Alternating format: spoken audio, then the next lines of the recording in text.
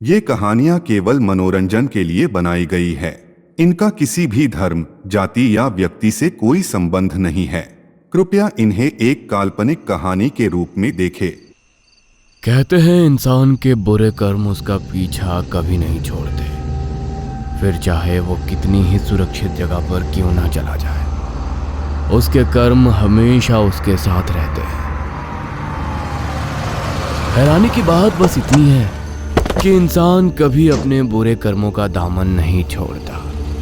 जाने अनजाने में इंसान बुरे कर्म करता जरूर है, फिर चाहे वे छोटे हो या सोच से भी कहीं ज्यादा बड़े।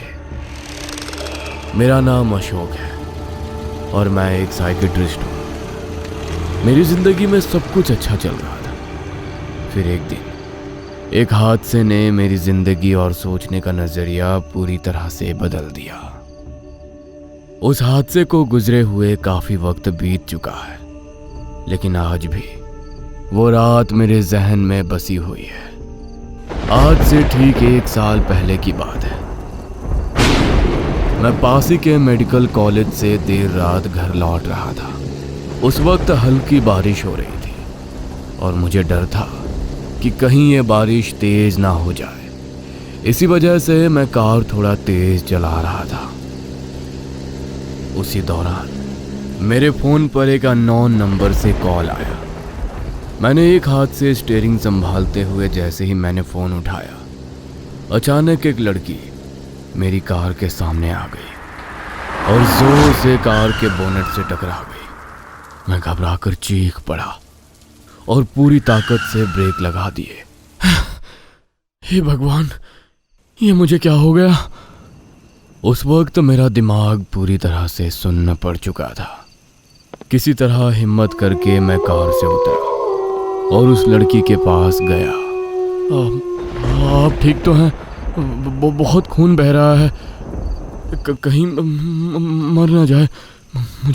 मुझे इसे अस्पताल ले जाना होगा। मैंने फौरन उसे उठाकर कार की बैक सीट पर लेटाया और ड्राइव करने लगा। मैं डरा हुआ था कि कहीं ज्यादा खून बहने की वजह से उसकी मौत ना हो जाए, इसलिए बार बार बैक मिरर से उसको देख रहा था। घबराहट की वजह से मेरे हाथ पैर अभी भी कांप रहे थे, मगर मुझे नहीं पता था कि अब जो नज़ारा मैं देखने वाला हूँ उसे जिंदगी भर नहीं भूल पाऊंगा। मेरे देखते ही देखते वो लड़की एक डरावने चेहरे के साथ उठकर बैठ गई।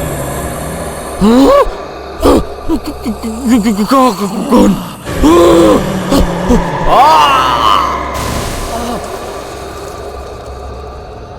डर की वजह से मेरे शरीर का खून जैसे जम चुका था। मेरी आवाज मेरे हलक में ही फंस चुकी थी। उस हादसे के बाद मेरे साथ क्या हुआ मुझे कुछ याद नहीं। वो कौन थी, कहां से आई थी और मुझसे क्या चाहती थी? ऐसे कई सवाल मेरे दिमाग में घूम रहे थे। भूत प्रेत होते हैं, पर वो किसी किसी को ही क्यों दिखते हैं, इसे मैं समझना चाहता था। खैर, मुझे शारीरिक और मानसिक तौर पर सामान्य होने में काफी वक्त लगा। मैं साइकियाट्रिस्ट था, मगर इस वक्त मुझे खुद दूसरे साइकियाट्रिस्ट की जरूरत पड़ रही थी। 8 महीनों के लंबे इंतजार के बाद मैं दोबारा सामान्य हो पाया और अपने खुद के क्लिनिक पर जाने लगा। यह 14 दिसंबर की एक सर्द रात थी। मैं क्लिनिक बंद करने की तैयारी कर रहा था और उसी वक्त मेरे सामने एक जवान लड़की आकर खड़ी हो गई। उसने दरवाजा हल्के से खटखटाया और कहा, डॉक्टर साहब। जी, अंदर आ जाइए। दरवाजे पे लगभग 20-22 साल की एक बेहद खूबसूरत लड़की खड़ी थी। ना जाने क्यों मुझे बार बार ऐसा लग रहा था जैसे ये वही लड़की थी जो हादसे के दौरान मुझे मिली थी, लेकिन ठीक से कुछ याद नहीं आ रहा था। कहाँ खो गए डॉक्टर साहब? आप ठीक तो हैं? जी, अब बताइए, मैं आपकी कैसी मदद कर सकता हूँ? डॉक्टर साहब, मेरा नाम रूही है और मैं यहीं पास के इलाके में रहती हूँ। आपके बारे में मैंने बहुत सी तारीफें सुनी हैं। मैं एक गंभीर समस्या से गुजर रही हूँ और अब बस आप ही हैं जो मुझे उससे बाहर निकाल सकते हैं। फिक्र मत कीजिए, पहले आप मुझे अपनी प्रॉब्लम बताइए, मैं आपकी पूरी मदद करने की कोशिश करूंगा। आज से तकरीबन 2 साल पहले मेरे डैड एक बीमारी के चलते गुजर गए। मैंने उनका अंतिम संस्कार खूब अच्छे से किया। 2 साल पहले मैं अपने घर में शांति से रह रही थी, मगर पिछले कुछ दिनों से मेरे साथ कुछ अजीबोगरीब हादसे होने लगे हैं। किस तरह के हादसे? डॉक्टर साहब, क्या आप भूत प्रेतों पर यकीन करते हैं? उसके सवाल मुझे भी अपने अतीत में ले जा रहे थे। मैंने झिझकते हुए कहा, हाँ, मेरा मतलब करता भी हूं और नहीं भी।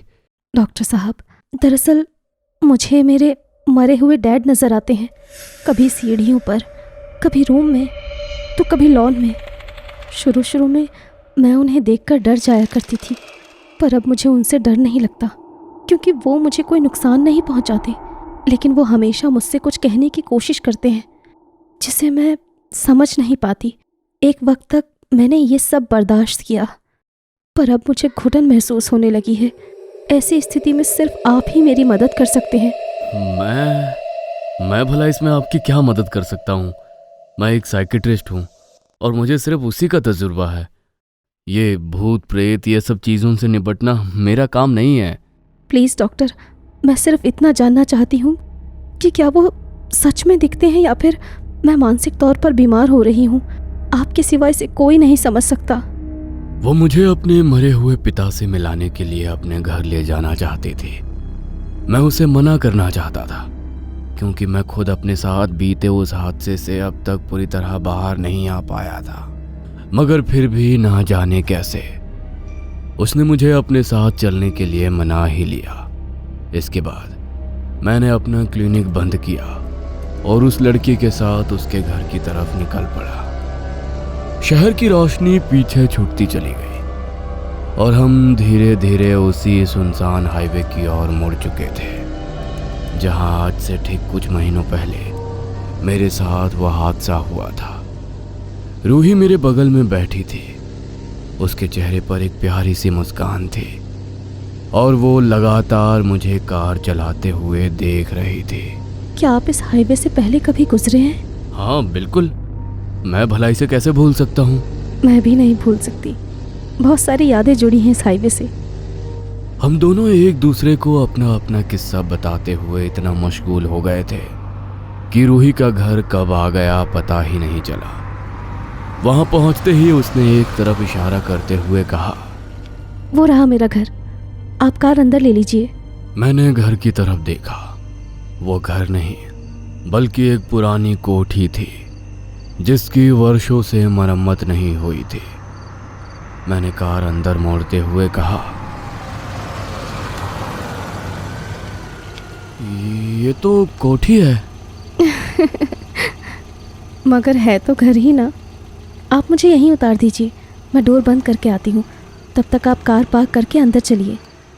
रूही गेट के पास ही उतर गई और मैं कार लेकर अंदर दाखिल हो गया। कार एक तरफ लगाकर मैं कोठी के मेन डोर पर पहुंच गया, जहां पहले से ही दरवाज़ा खुला हुआ था। कोठी अंदर से बिल्कुल बेजान, जर्जर और पुरानी नजर आ रही थी, जैसा कि रूही ने बताया था।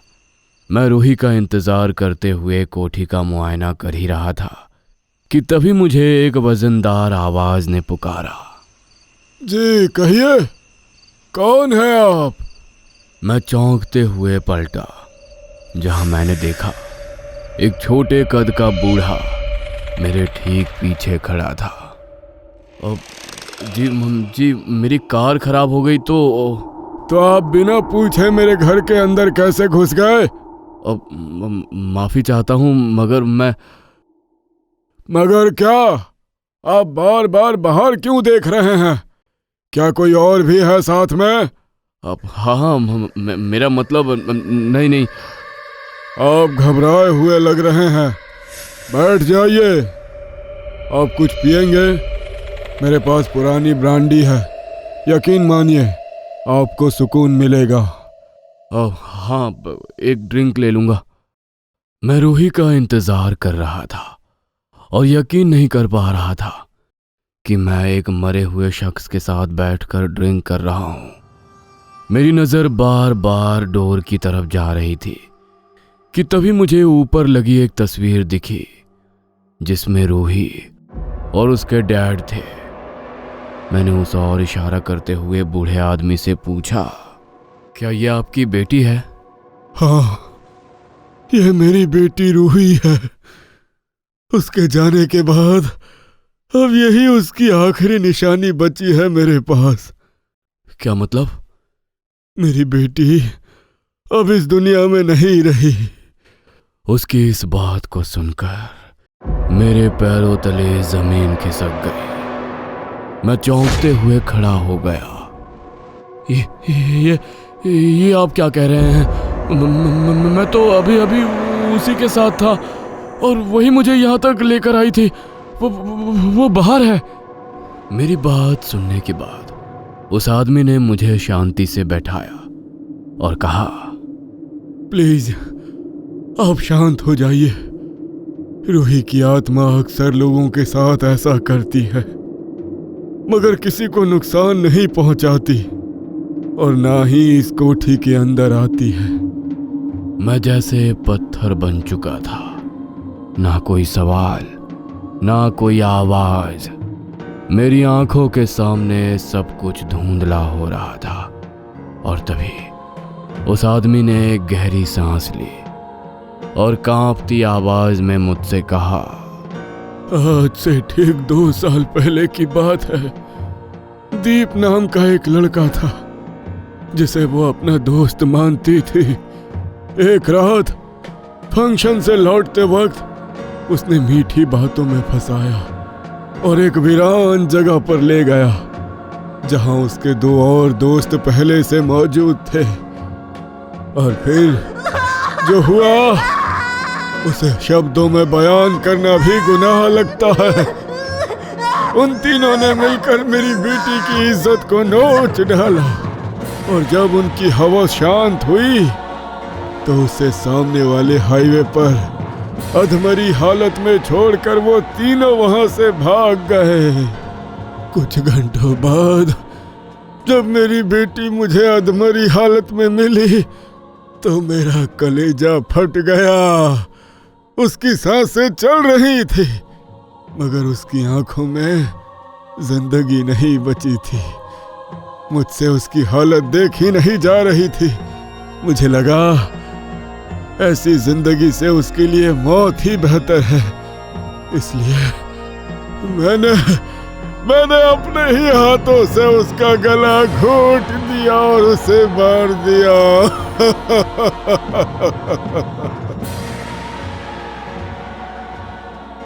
कुछ दिनों बाद मेरी बेटी की रूह ने उसी हाईवे पर उन तीनों हरामजादों को कुत्ते की मौत मार दिया।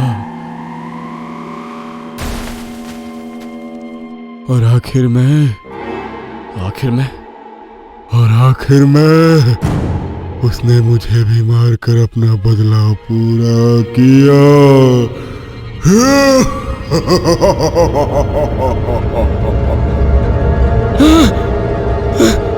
उस वक्त उस बूढ़े आदमी के इतना कहते ही मैं तुरंत वहां से उठा और बस बेतहाशा भागता चला गया। मुझे कुछ भी याद नहीं मैं कब कार तक पहुंचा और कब मैं घर पहुंचा। सब कुछ मेरी समझ के बाहर था। अगली सुबह जब मुझे होश आया तो मैंने खुद को कार के अंदर बेहोशी की हालत में पाया। किसी को नहीं पता था कि मैं घर कैसे पहुंचा। बस वॉचमैन ने इतना बताया कि उस रात में करीब 20-22 साल की एक लड़की को वहां से वापस जाते हुए देखा था। यह सब मेरे साथ क्यों हुआ इसका सटीक जवाब मुझे आज तक नहीं मिला, मगर अब मैं इतना जरूर समझ चुका था कि उस हादसे के दौरान जो लड़की मुझे मिली थी वो कोई और नहीं, रूही ही थी। जहां तक मेरी समझ कहती है इन सब के तार मेरे अतीत से जुड़े हुए थे। आज से 2 साल पहले मैंने इन्हीं 3 लड़कों की जान बचाने की कोशिश की थी, जिनमें से एक का नाम दीप था। तीनों में से 2 की मौत मौके पर ही हो चुकी थी, लेकिन दीप को बचाने में मैं कामयाब हो गया था।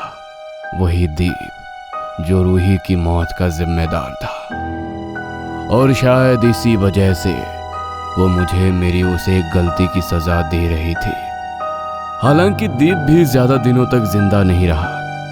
कुछ ही दिनों बाद एक रहस्यमयी तरीके से उसकी भी मौत हो गई। लेकिन कहानी यहीं खत्म नहीं हुई थी। रूही की आत्मा अभी भी मुझे नजर आती है और अक्सर तन्हाई में मिलने आती है, पर अब मुझे उससे डर नहीं लगता। आपको ये कहानी कैसी लगी?